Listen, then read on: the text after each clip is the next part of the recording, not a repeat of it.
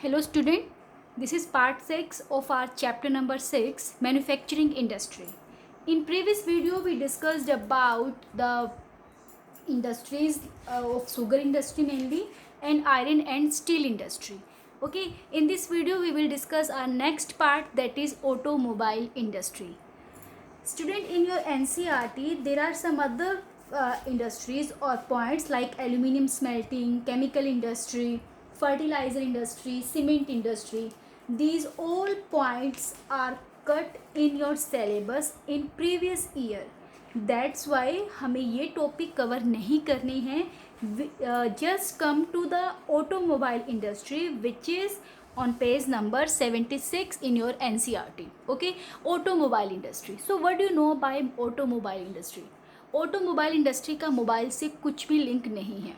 Automobile, mobile means movable. Okay, तो जो movable industry है मीन्स ऐसी इंडस्ट्री जो मूवेबल प्रोडक्ट बनाती है. ओके, वो इंडस्ट्री हमारी ऑटोमोबाइल इंडस्ट्री है. This industry provide base for transport. Okay, goods and passengers के लिए जो इंडस्ट्री जो है ट्रांसपोर्ट जो है प्रोडक्ट बनाती है, transport like truck, buses, car etcetera. ठीक है, जो ये सब चीज़ें बनाती है वो हमारी इंडस्ट्री कौन सी होती है? ऑटोमोबाइल इंडस्ट्री होती है. ओके, क्योंकि देखिए जितनी भी ट्रक्स है, ट्रक्स में अब देखिए ट्रक्स में आप कोई सीमेंट या कुछ और चीज़ तो नहीं लेके जाएंगे ना. ट्रक मेनली किसके लिए यूज़ होता है? गुड्स के लिए यूज़ होगा या पैसेंजर्स के लिए यूज़ होगा. ऐसे जो बसेस हैं, कार है, बाइक है, ये सब किसके लिए यूज़ होती है? पैसेंजर्स के लिए यूज़ होती है. ठीक है, और गुड्स के लिए भी यूज़ होती है.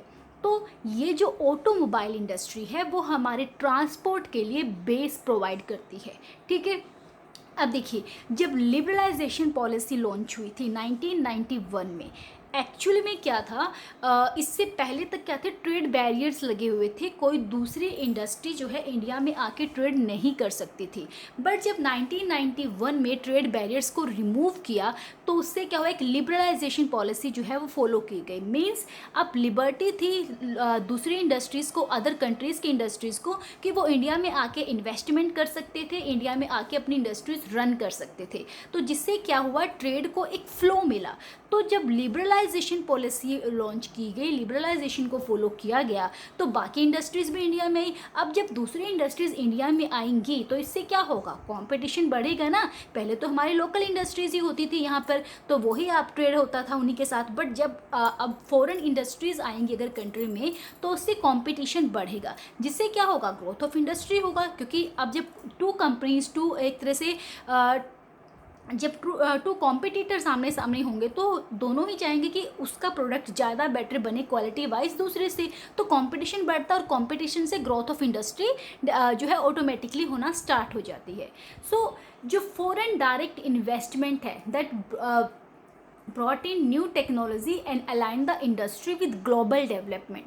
देखिए जैसे ही FDI होना स्टार्ट हुआ, फॉरेन डायरेक्ट इन्वेस्टमेंट होना स्टार्ट हुआ, फॉरेन कंट्रीज़ ने इंडिया में आके इस ऑटोमोबाइल इंडस्ट्री में इन्वेस्ट करना स्टार्ट किया. तो उससे क्या हुआ? न्यू टेक्नोलॉजी आई. ठीक है, इस इंडस्ट्री के अंदर, क्योंकि जब फॉरेन कंट्री इंडिया में आके इन्वेस्ट करेंगे डेफिनेटली वो वहाँ की टेक्नोलॉजी को इंडिया में भी आके अप्लाई करेंगी. और जब न्यू टेक्नोलॉजी यूज़ होगी तो क्या होगा? इंडस्ट्री का डेवलपमेंट होगा. ओके, लाइक अगर हम कार की बात करें तो सिंपल क्या है, जैसे पहले हमारे यहाँ पे ठीक है मारुति होती थी, या अब क्या है, आज आपको ऑडी या जितने भी हमारे बड़े बड़े ब्रांड्स हैं वो सब भी आपको इंडिया की रोड्स पर, हाईवेज पे मिलेंगी. Why? Because foreign direct investment की वजह से वहाँ की टेक्नोलॉजी इंडिया के अंदर इंडस्ट्रीज़ पे अप्लाई होती है और फॉरेन कंपनी के साथ मिलकर लोकल जो कंपनीज़ हैं वो बेटर प्रोडक्ट रेडी करते हैं. ग्लोबल डेवलपमेंट इससे होता है.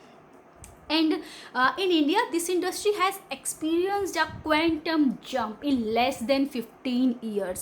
देखिए अगर हम प्रीवियस टाइम की बात करें तो उतना ज़्यादा ऑटोमोबाइल इंडस्ट्री ग्रो अप नहीं थी. बट जो अगर हम लास्ट क्वांटम की बात करें तो 15 ईयर्स में इस इंडस्ट्री ने बहुत डेवलपमेंट की है, बहुत ज़्यादा डेवलपमेंट की है. ठीक है, बहुत सारे न्यू प्रोडक्ट्स बनने स्टार्ट हुए हैं. और ये जो इंडस्ट्री है ये मेनली लोकेटेड कहाँ पे है? दिल्ली में, गुड़गांव में, इंदौर, पुणे, चेन्नई, कोलकाता, मुंबई, लखनऊ, जमशेदपुर, बेंगलुरु, बहुत सारे ऐसे स्टेट हैं जहाँ पे ऑटोमोबाइल इंडस्ट्री जो है वो लोकेटेड है, जहाँ पे ट्रांसपोर्ट गुड जो है ट्रांसपोर्ट जो गुड्स हैं, ट्रांसपोर्ट जो प्रोडक्ट हैं वो बनाए जाते हैं. Okay, so this is all about automobile industry.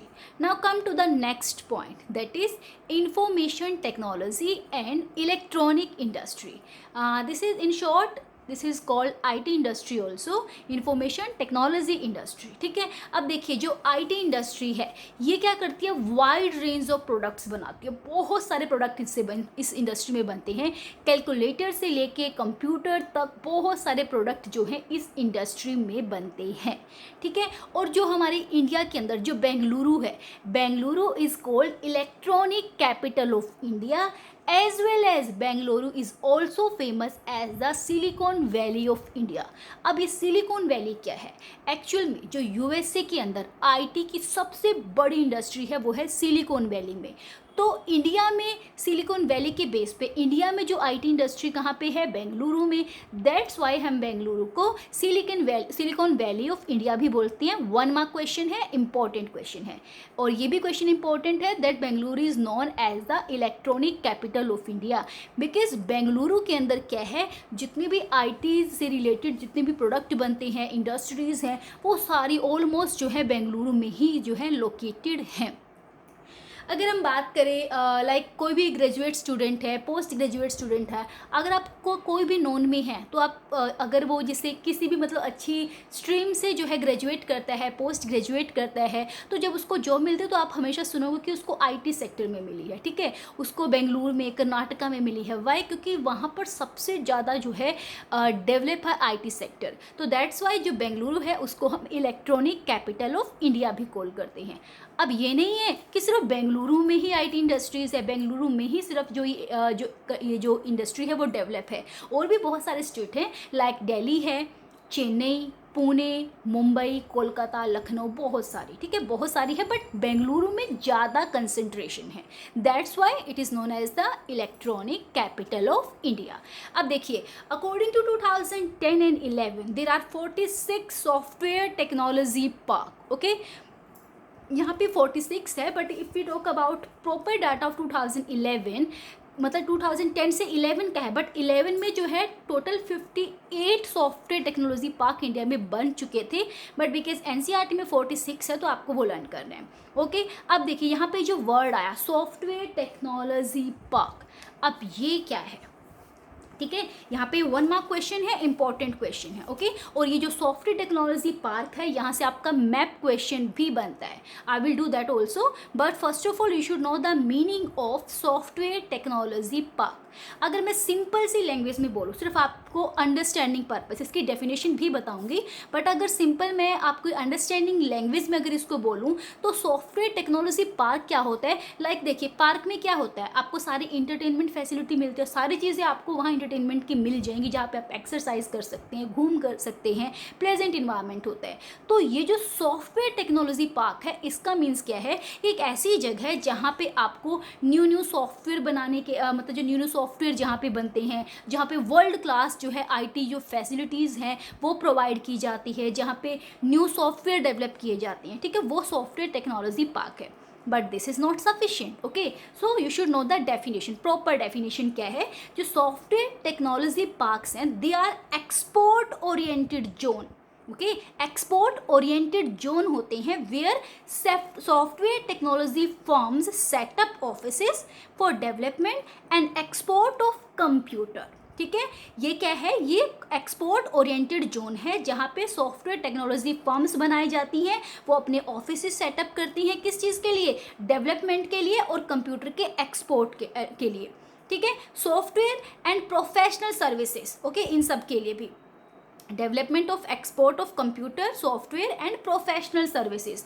Computer software और प्रोफेशनल सर्विसेज को एक्सपोर्ट करने के लिए इन एरियाज़ में ऑफिस बनाए जाते हैं. They also provide single window service and high data communication facility to software experts. ठीक है, तो जितने भी सॉफ्टवेयर एक्सपर्ट्स हैं उन सबको ये क्या करती है, सर्विस प्रोवाइड करती है, high data communication facility provide करती है. सिंपल लैंग्वेज में बोलो तो यहाँ पे न्यू सॉफ्टवेयर बनाए जाते हैं और उनको अदर जो है सेक्टर्स के लिए, अदर कंट्रीज़ के लिए उनको एक्सपोर्ट भी किया जाता है। Okay, clear. अब देखिए इसका जो कंट्रीब्यूशन क्या है। अब ये जो है सॉफ्टवेयर टेक्नोलॉजी पार्क, सॉरी जो आईटी सेक्टर है, आईटी सेक्टर का कंट्रीब्यूशन क्या है, ये बहुत सारे लोगों को एम्प्लॉयमेंट फैसिलिटी प्रोवाइड करती है।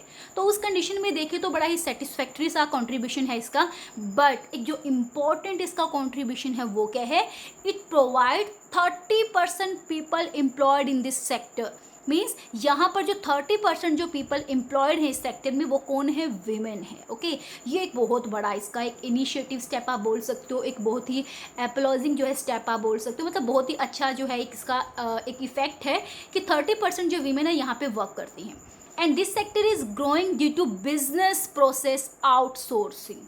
अगेन वन मार्क क्वेश्चन, ये सेक्टर क्यों ग्रो कर रहा है, due to business process outsourcing. अब बीपीओ भी इसको कॉल करते हैं। बिजनेस प्रोसेस आउटसोर्सिंग क्या है, सिंपल लैंग्वेज में पहले बताती हूँ फिर आपको इसकी डेफिनेशन भी दूंगी, ठीक है। बिजनेस प्रोसेस आउटसोर्सिंग यानी कि बिजनेस की जो प्रोसेस है उनको वो कहाँ पे जा रही है, आउटसोर्स मीन्स वो बाहर जाती हैं। मीन्स क्या है कि जो भी बिजनेस एक्टिविटीज़ होती है उनको बाहर भेजना या उनको बाहर किसी दूसरे कॉन्ट्रैक्टर को देना। फॉर एग्जांपल लाइक अमेरिका है, इंग्लैंड या कोई भी दूसरी कंट्री, उनको जो ये कॉल सेंटर्स होते हैं ना, कॉल सेंटर्स में अगर वो एम्प्लॉय उनको चाहिए तो उनको अमेरिका में या इंग्लैंड में उनको बहुत ज़्यादा मतलब उनको एक तरह से सैलरी ज़्यादा देनी पड़ेगी, हाई वेजेस पे उनको वर्क कराना पड़ेगा अपने एम्प्लॉय से, ठीक है। तो वो क्या करते हैं, अपनी फैसिलिटी को वो क्या करते हैं, अपनी कंपनी को वो इंडिया जैसी कंट्री में सेटअप कर देते हैं। जिससे क्या होता है, देखो इंडिया में नो डाउट कि यहाँ पर की जो जनरेशन है उनको कंप्यूटर नॉलेज बहुत अच्छे से आती है और ये फॉरेन कंट्री भी जानती है, ठीक है। तो वो क्या करते हैं, वो इंडिया के अंदर कंपनी सेट कर देते हैं, कॉल सेंटर्स बना देते हैं और यहीं के लोगों को एम्प्लॉय बना देते हैं, ठीक है। तो मीन्स क्या हुआ, कंपनी कहाँ की है, अमेरिका की, बट वो कंपनी क्या कर रही है, वो कॉन्ट्रैक्ट दे देती है इंडियन पीपल को, इंडियन कंपनी को यहाँ पे वर्क कराने के लिए। मीन्स क्या हुआ, वो जो बिजनेस प्रोसेस अमेरिका में चल रही थी उसको आउटसोर्स कर दिया, उसको अपनी कंट्री से बाहर भेज दिया, किसी दूसरी कंट्री को कॉन्ट्रैक्ट बेस पे वर्क दे दिया। ये सिंपल लैंग्वेज में है, ठीक है। अब इसकी डेफिनेशन क्या है, means how will you write the BPO.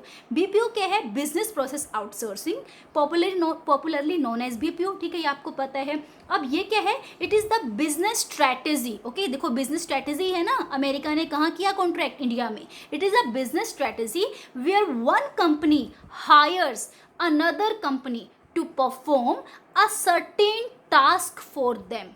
Clear है ना अच्छे से, जहाँ पे क्या कर रही है, एक बिजनेस स्ट्रेटेजी है जहाँ पे वन कंपनी क्या कर रही है, hire another company to perform a certain task for them, that is they outsource a certain job. वो एक जॉब को आउटसोर्स कर रही है, बाहर दे रही हैं।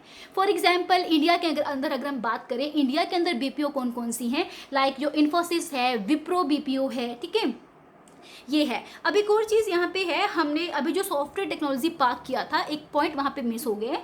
इंडिया के अंदर जो सबसे पहला सॉफ्टवेयर टेक्नोलॉजी पार्क है वो कौन सा बना था, 1990 में बना था। कहाँ पे, केरला में, तिरुवनंतपुरम में, वो हमारा फर्स्ट सॉफ्टवेयर टेक्नोलॉजी पार्क था। Now come to the map point. Software technology park से मैप क्वेश्चन आता है, just have a look on map and आपको एनसीईआरटी के अंदर जो पॉइंट्स दिए वो सारे नहीं करने हैं। जो पॉइंट्स आपको मैं बताऊंगी आपको जस्ट वो ही पॉइंट अपने मैप में फिल करने हैं और अपनी नोटबुक में आप उसको पेस्ट भी करोगे, okay, with proper practice. Okay, now come to the map point. ये स्टूडेंट, सो देखिए मैप में आपको कौन सा करना है।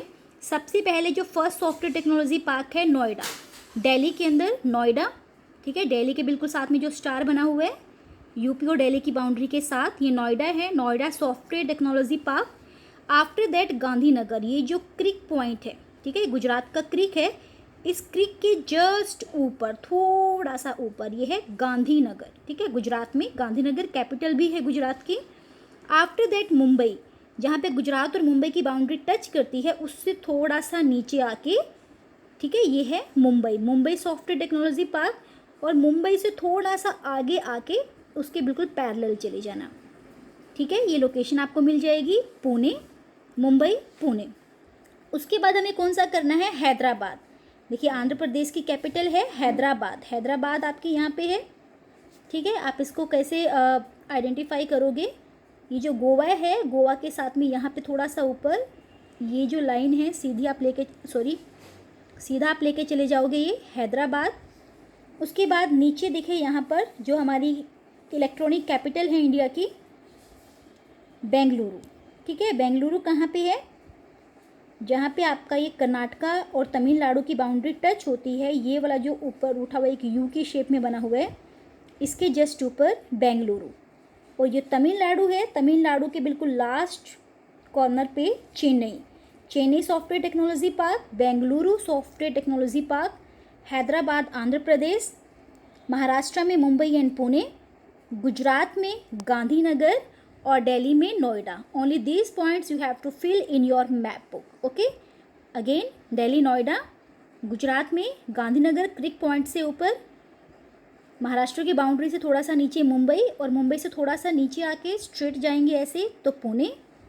आफ्टर दैट यहाँ पे आंध्र प्रदेश, यहाँ से हैदराबाद, बेंगलुरु इस यू शेप पे बेंगलुरु, और चेन्नई लास्ट पॉइंट। ठीक है, ये आपका Chennai. So these are the map points which you have to do in your map book. Okay student, today our topic is over. In our next video we will do last part of this chapter. Till then, keep learning, keep connecting. Have a good day.